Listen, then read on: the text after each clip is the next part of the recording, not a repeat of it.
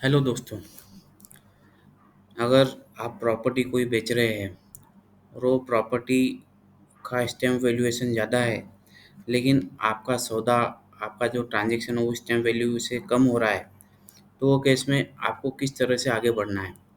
क्योंकि income tax provision के तहत अगर आपकी प्रॉपर्टी कैपिटल एसेट है तो वहाँ पे सेक्शन 50C अट्रैक्ट होता है और स्टैम्प वैल्यूएशन कम से कम पकड़ी जाती है। और उसके अलावा अगर वो बिजनेस एसेट है, स्टॉक इन ट्रेड है, तो वहाँ पे 43CA ये अप्लीकेबल होता है। तो इस तरह से क्या है कि प्रॉपर्टी को स्टैम्प वैल्यूएशन के नीचे आप बेच नहीं सकते। पर बहुत से ट्रांजैक्शन ऐसे देखे जाते हैं कि जहाँ पे स्टैम्प वैल्यूएशन बहुत ज़्यादा रहती है, हेवी स्टैम्प वैल्यूएशन रहती है। तो वो केस में प्रॉपर्टी के व्यवहार होते नहीं हैं। और क्योंकि व्यवहार इसके लिए नहीं होती है क्योंकि इनकम टैक्स बेचने वाले को बहुत ज़्यादा लग जाएगा और काफ़ी फ़र्क भी रहता है, बड़ा बड़ा फ़र्क रहता है। तो वो केस में आपको कैसा प्रोसीड होना है।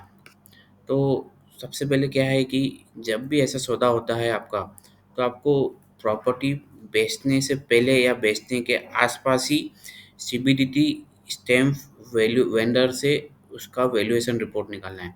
सीबीडीटी के वैल्यूअर की लिस्ट आपको गूगल पे मिल जाएंगी। वो गूगल से जो भी वैल्यूअर से अप्रूव्ड वैल्यूअर जो रहेगा सीबीडीटी का, उनसे आपको लिस्ट निकालनी है। और उनसे आपको स्टैम्प लिस्ट निकाल के स्टैम्प वैल्यूएशन निकालनी है। यानी एक्चुअल में जो वैल्यूएशन है मार्केट की, वो आपको निकालनी है। तो आप उससे वैल्यूएशन रिपोर्ट लो। हो सके तो दो वैल्यूअर से रिपोर्ट लो। कोशिश करो जिस साल में प्रॉपर्टी बेची है उसके उसी साल में आप वैल्यूएशन रिपोर्ट लो। बनते कोशिश करो कि प्रॉपर्टी बेचने के आसपास में ही लो, या पॉसिबल नहीं है तो जिस साल में बेची है उस साल में तो कंपलसरी ले लो। फिर क्या होगा कि आप रिटर्न फाइल करेंगे। जब रिटर्न फाइल होगा तो रिटर्न में आपको स्टैम्प वैल्यूएशन डालनी पड़ती है। स्टैम्प वैल्यूएशन जब डालते हैं तो स्टैम्प वैल्यूएशन आप डालेंगे और वहाँ पे आपको ट्रांजैक्शन वैल्यू भी डालनी पड़ेंगी। तो स्टैम्प वैल्यूएशन आपके केस में ज़्यादा होंगी। रिटर्न जाएगा, रिटर्न ऑनलाइन जाएगा तो वहाँ पे क्या होगा कि 143(1)(a) की नोटिस इमीडिएट ट्रिगर हो जाएंगे। 143(1)(a) की नोटिस ट्रिगर होने के बाद में ऑनलाइन आपका जो इनकम कंप्यूटेशन है वो स्टैम्प वैल्यूएशन के हिसाब से सिस्टम निकाल लेगा और वहाँ पे आपकी डिमांड ऑनलाइन खड़ी हो जाएंगी। तो ये केस में आपको ऑप्शन क्या है, तो 143(1)(a) जैसे ही आता है तो हम उसको रिप्लाई कर सकते हैं। रिप्लाई करने के लिए आपको जो वैल्यूएशन रिपोर्ट है वो आपको अपलोड करनी है सिस्टम पे। 143(1)(a) के वैल्यूएशन रिपोर्ट उसके रिप्लाई के अगेंस्ट में अपलोड होंगी। फिर हमको जैसे पता है कि 143(1)(a) पूरा मैकेनिकल है, वहाँ पे मैनुअल इंटरप्शन नहीं है, जब सब सिस्टम ड्राइवर है 143(1)(a। तो आप रिप्लाई सबमिट करेंगे तो रिप्लाई सबमिट होने के बाद भी क्या हो जाएगा कि वो सिस्टम एक्सेप्ट नहीं करेगा, वो रिजेक्ट करेगा। वो रिजेक्ट हो जाएगा, डिमांड वैसी की वैसी खड़ी रहेंगी। लेकिन क्या हो जाएगा कि आपका एक प्रूफ आ जाएगा सिस्टम के ऊपर, प्रूफ हो जाए एक रिकॉर्ड आ जाएगा कि आपने वैल्यूएशन रिपोर्ट निकाली है और उसको ऑनलाइन अपलोड किया है। उसके बाद में क्या होगा कि ये हो गया, तो जैसी डिमांड खड़ी हो जाएंगी 143(1)(a में आपका रिप्लाई एक्सेप्ट नहीं हो जाएगा, डिमांड खड़ी हो जाएंगी। उसके बाद में क्या करना है, आपको अपील दाखिल करनी है क्योंकि रेक्टिफिकेशन भी होगा नहीं, रेक्टिफिकेशन में भी वो रिजेक्ट हो जाएगा।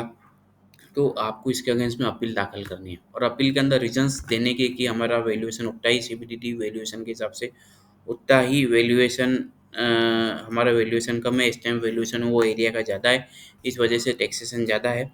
तो वहाँ पे आपको वैसा अपील दाखिल करनी पड़ेगी। अपील दाखिल हो गई तो उसके बाद में कभी भी जब उसकी केस लगेंगी तो आपको ऑफिसर को बताना है कि स्टैम्प वैल्यूएशन भले ज़्यादा है, लेकिन हमें सीबीडीटी वैल्यूअर के हिसाब से हमारा वैल्यूएशन इतना ही है, तो हमारा रिटर्न इस हिसाब से आप प्रोसेस करवाइए। ठीक है, तो हम अपील किसकी फाइल करेंगे, सिर्फ रिटर्न प्रोसेस करवाने के लिए। वो एरिया का वैल्यूएशन रिपोर्ट, वैल्यूएशन कम है, ज़्यादा है, स्टैम्प वैल्यूएशन ज़्यादा क्यों है, कम क्यों है, ये जो भी सवाल जवाब होंगे इसकी सेकंड नोटिस आएंगी। वो ये अपील का कुछ लेना देना नहीं, ये अपील सिर्फ इसके लिए फाइल होंगी रिटर्न को प्रॉपरली प्रोसेस करवाने के लिए।